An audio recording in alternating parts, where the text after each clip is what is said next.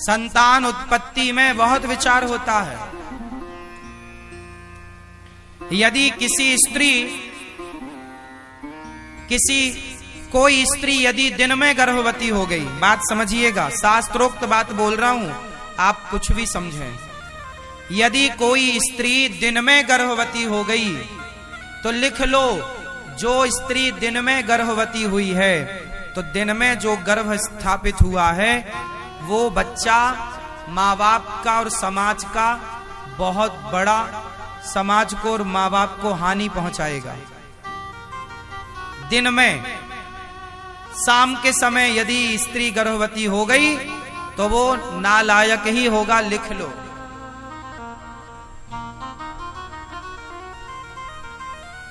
हिरण्याक्ष हिरण्यकश्यपु इसका उदाहरण है। महर्षि कश्यप की पत्नी दिन शाम के समय अपने पति से बोलने लग गई कि मुझे काम का वेग है, आप मुझे संतुष्ट कीजिए। महाराज ने, पति ने रोका कि देवी ये संध्या का समय है, अभी गर्भाधान का मुहूर्त नहीं है, अभी गर्भाधान का शुभ समय ये शाम है, भगवान को याद करने का समय, और तुम क्या सोचे बैठी हो। पत्नी ने नहीं माना और पत्नी ने जिद की तो गर्भाधान हुआ। तो उस गर्भाधान से हिरण्याक्ष और हिरण्यकश्यपु जैसे राक्षसों का जन्म हुआ। शास्त्र प्रमाण है। इसलिए हमारे यहाँ ये विचार भी होता है कि गर्भाधान कब होना चाहिए। इसलिए संयमी गृहस्थ में हो, पत्नी के साथ हो तो भी संयमी रहना है। संतान के लिए विचारवान होना है। क्या होना है? विचारवान। खूब तरीके से हमने समझाया, आप समझदार होंगे, समझ गए होंगे कि संतान के प्रति लापरवाही नहीं, बहुत श्रेष्ठ संतानों की जरूरत है। कहां गई वो झांसी की रानी, कहां गए विवेकानंद, कहां गए रामकृष्ण, कहां गए और महाराणा प्रताप, शिवाजी।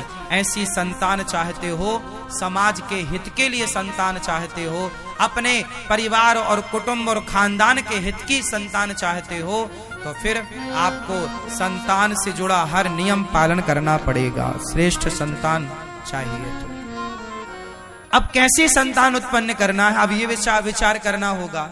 दशरथ जी ने संतान उत्पन्न करने के पहले यज्ञ किया था, पुत्रेष्टि यज्ञ। तब जाके उनके यहाँ भगवान राम, लक्ष्मण, भरत, शत्रुघ्न जी का जन्म हुआ था। जब आप यज्ञ करेंगे, सात्विक विचार रखेंगे, अच्छे राह पर चलेंगे, और जब पत्नी अच्छे विचार वाली होगी, पति अच्छे विचार वाला होगा, और दो अच्छे विचार वाले जब मिलेंगे तो जब संतान होगी तो एक श्रेष्ठ संतान का जन्म होगा, अच्छे विचारों वाली संतान का जन्म होगा। जब माँ बाप का आचार विचार ही बिगड़ जाएगा तो संतान कैसी होगी? आप विचार तो करो, माँ बाप के ही तो लक्षण आएंगे ना बच्चों में। माँ बाप से मिलकर ही तो संतान का निर्माण होता है, बोलो हाँ या ना। तो फिर माँ बाप के जैसे विचार होंगे। माँ बाप में यदि कोई बीमारियां होती हैं तो वो भी बच्चों में आती हैं, पता है आपको। मेडिकल साइंस कहता है कि माँ बाप की बीमारियां कोई हैं तो वो बच्चों में आएंगी, बोलो हाँ, हाँ या ना। फिर यदि माँ बाप में बीमारियां हैं तो वो बाप दादों से बीमारियां यदि बच्चों में आ गई तो बाप दादों के, माँ बाप के संस्कार और आचरण क्यों नहीं बच्चे में आएंगे? पूरे पूरे आएंगे। इसलिए अच्छे आचरण वाले माँ बाप हो, अच्छे विचारधारे वाले, अच्छा विचारधारा वाले माँ बाप हो। माँ बाप को चाहिए कि अच्छे बनो। विवाह क्यों होता है? बढ़िया होता है, करो विवाह, यज्ञ करो, अनुष्ठान करो, भगवत चिंतन करो। पति पत्नी शादी होए तो वृंदावन आओ, बिहारी जी का आशीर्वाद लो, कथा सुनो, संतों का आशीर्वाद लेकर अपनी गृहस्थी की शुरुआत करनी चाहिए। लेकिन आजकल के नए जोड़ा जोड़ी, लड़का लड़की सीधा बड़ी बड़ी होटलों में जाके, बड़े बड़े शहरों में, बड़े बड़े देशों में, जो जिसकी हैसियत है वहां जाता है और अपना वहां हनीमून मना रहे हैं। अरे शादी ब्याह कियो हो, नई गृहस्थी स्टार्ट हो रही है तो आशीर्वाद लो। तुमने शराबियों के, शराबी तुम्हारा मौसा, शराबी तुम्हारा फूफा, उन शराबियों का तुम आशीर्वाद लिए हो, शराबी तुम्हारे रिश्तेदार, वो आशीर्वाद तुम्हें देंगे तो खाक तुम्हारी संतान अच्छी होगी। नशेड़ियों से तो तुमने आशीर्वाद लिया। अरे जाओ संतों से आशीर्वाद लो, तीर्थों में आओ, साधुओं से संतों से आशीर्वाद, भगवान का दर्शन करो, पत्नी पति दोनों जाओ, भगवान बिहारी जी का दर्शन करो, बिहारी जी की परिक्रमा लगाओ, वृंदावन की परिक्रमा लगाओ, गिरिराज जी की परिक्रमा लगाओ और गिरिराज जी से प्रार्थना करो, हे गिरिराज जी हमारा विवाह हुआ है, इस जोड़ी को आशीर्वाद दीजिए और ऐसी संतान दीजिएगा जो राष्ट्र के काम आए, समाज के काम आए। हे प्रभु ऐसी कृपा। अच्छी संतान चाहो तो अच्छी मिलेगी। अब आप लोग तो बस हो जाए कैसी भी, तो आजकल के बच्चे हो तो रहे हैं पर किस काम के हैं। ऐसे बच्चे हो रहे हैं जो अपनी माँ को लेके वृद्धाश्रम छोड़ने आए हैं, ये बच्चे हो रहे हैं। ये सब वही बिना यज्ञ वाले हैं, बिना अनुष्ठान के हो तो जाएंगे पर तुम्हें छोड़ आएंगे वृद्धाश्रम। ना गिलास भर पानी का आसरा होगा, ना रोटी दो रोटी का आसरा होगा। तो संतान, ऐसी संतान पैदा करने से भी लाभ क्या मेरी माँ? तुमने व्यर्थ में ही प्रसव का दर्द उठाया है, व्यर्थ में ही तुम पेट पकड़ के रोई हो। अरे पेट पकड़ा ही था, बच्चा पैदा किया ही था, तो ऐसा पैदा करती जो राष्ट्र के काम आता, समाज के, देश के काम आता। ऐसे बच्चे काहे पैदा कर लिए कि तुम कोई छोड़ने वृद्धाश्रम चलाया? ऐसे बच्चे नहीं चाहिए। कैसे चाहिए आपको? जननी जने तो भक्त जने, या दाता या सूर, या से तो बंध्या भली, काहे गवाबे नूर। कैसी संतान चाहते हो आप लोग? लायक या नालायक? जोर से। तो लायक संतान का जन्म कैसे होगा? जब माँ बाप लायक होंगे, आपकी शुरुआत अच्छी होगी, अच्छे विचार वाले होंगे। अब शादी के पहले लड़की के 4 बॉयफ्रेंड हैं, शादी के पहले लड़कों की 8 गर्लफ्रेंड हैं। अब ये 8 गर्लफ्रेंड वाला और 4 बॉयफ्रेंड वाली अब ये शादी करेंगे और इनकी जब संतान होगी तो इसका बच्चा 16 साल में 20 गर्लफ्रेंड बनाएगा और इसकी छोरी तो 25 बनाएगी। भाई तुम माँ बाप भी तो ऐसे बनाते थे। जब तुमने गर्लफ्रेंड बॉयफ्रेंड बनाया है तो तुम्हारी औलाद ही तो है वो, फिर वो कितने बनाएंगे? जब आज 2024 में तुम्हारे 8-10 हैं तो वो उसके पैदा होते होते तो 2040 और 50 चालू होगा। उस जमाने का क्या होगा? उस जमाने में 10-20 से थोड़ी, उस जमाने में तो आए दिन नए गर्लफ्रेंड नई बॉयफ्रेंड होगा। तो जैसे माँ बाप, भाई बबूल का बीज गिरेगा तो बबूल ही तो पैदा होगा, और आम की गुठली यदि गिरेगी तो आम ही ना पैदा होगा। भाई जो बीज होगा वही ना फसल तैयार होगी। पेड़ बोए बबूल का तो आम कहां से आए? गाय का बच्चा गाय ही होगा, गाय का बछड़ा वो गौवंशी ही कहलाएगा और भैंस का भैंसा ही कहलाएगा, गीदड़ का गीदड़ ही कहलाएगा और शेर का शेर ही कहलाएगा। इसलिए आप जैसे विचारधारा वाले होंगे उस विचारधारा वाला बच्चा पैदा होगा। आप तय करिए कि आपको संतान कैसी चाहिए, जैसी चाहिए वैसे आचरण अपने बना लो। कितने लोग मेरी इस बात से सहमत हैं कि जैसे आचरण वाले माँ बाप होते हैं लगभग वही आचरण वाले बच्चे, उन पर पूरा पूरा प्रभाव। बताओ माँ बाप का प्रभाव बच्चों में पड़ता है या नहीं? हाँ या ना? जोर से। तो शादी के बाद कहां जाना चाहिए? संतों का आशीर्वाद लो, अच्छे लोगों का, माता पिता का आशीर्वाद, अच्छे आचरण वाले बनो। किस किस को बात समझ आ गई?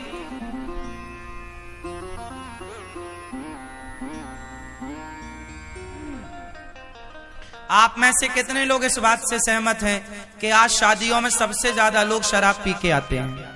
सारे बाराती शराब के नशे में, सारे नहीं मतलब 98% तो मान लो आप, 95 मान लो, और क्या लोग शराब के नशे में होते हैं? बोलो हाँ।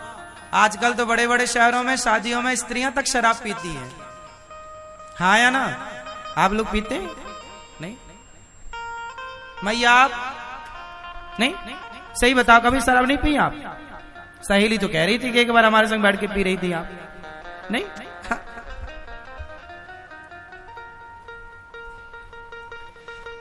आजकल शादियों का मतलब शराब हो गया है। आजकल शादियों में जैसे लोग ना खाना पीना रखते हैं ना, बफर सिस्टम, स्टॉल लगाते हैं सब चीजों का, ऐसे एक शराब का भी अपना होता है, मैंने सुना है। क्या ये बात सही है? शराब का भी एक स्टॉल होता है जहां लोग जाके अपना शराब पीते हैं। शादी में आए हैं, अब ये शराब पीकर वर वधू को आशीर्वाद देंगे। ऐसे लोगों का आशीर्वाद लो ही मत। नालायकों का आशीर्वाद क्या चाहिए? ऐसे शराबी तुम्हें आशीर्वाद देंगे तो तुम्हारी औलाद कैसी होगी? नालायकों का आशीर्वाद भी नहीं लेना चाहिए। क्यों? आप बताओ। आशीर्वाद उनका लिया जाता है जो अपने से श्रेष्ठ आचरण वाले हों, क्योंकि आशीर्वाद जो हमें देते हैं उनका आचरण हम पे आता है। इसलिए माता पिता के चरण छुए जाते हैं ताकि माँ बाप के संस्कार हम पर आए। बड़ों के पांव, गुरु के पांव छुए जाते हैं ताकि बड़ों का आचरण हमारे जीवन में आए, उनकी तरह बने। अब शराबियों के आशीर्वाद से आप क्या बनोगे? आप ही बताओ, विचार करो, कर लो विचार। शराबी आशीर्वाद देंगे तो क्या बनेंगे आप? ये कौन सा आशीर्वाद देंगे? खुद तो झूम बराबर झूम शराबी हो रहे हैं नशे में। शादी विवाह में, विवाह एक यज्ञ है, इसलिए मेरी मां आप अपनी बेटी का विवाह करो, यज्ञ है। आप उस विवाह में ये शराब इत्यादि का अड्डा ना बनाओ, बेटी के भविष्य से खिलवाड़ ना करो। ऐसे लोगों को शराब, ऐसे लोगों को विवाह में बुलाओ ही मत जो शराबी हो। थोड़ा अच्छे आचार विचार रखो मेरी माँ। ये क्या आधुनिकता के नाम पे आज जो चल रहा है हुड़दंग, सही है? बताओ, सही है? फिर आने वाली समाज क्या आपसे सीखेगी?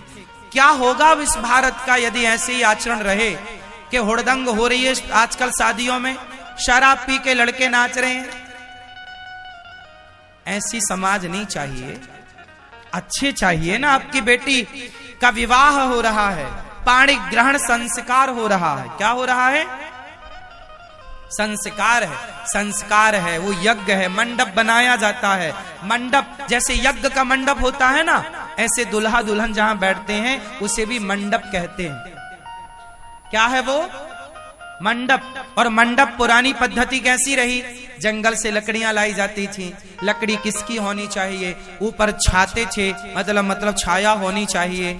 वहां पर पूरा देवी देवताओं का आवाहन किया जाता है।